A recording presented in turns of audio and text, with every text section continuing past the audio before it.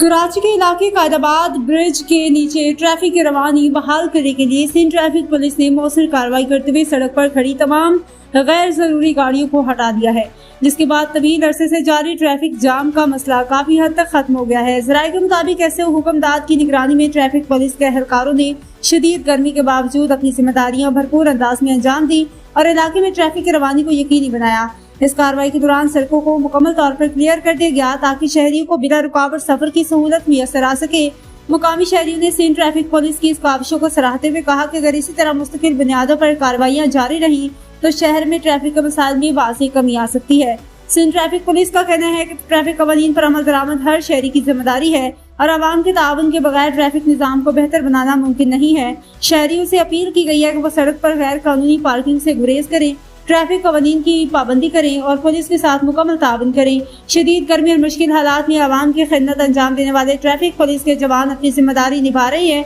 इसलिए जरूरी है कि शहरी भी जिम्मेदारी का मुजाहरा करते हुए कानून की पासदारी करें ताकि कराची की सड़कों पर ट्रैफिक की रवानी बरकरार रहे और सबके लिए महफूज सफर मुमकिन बनाया जा सके।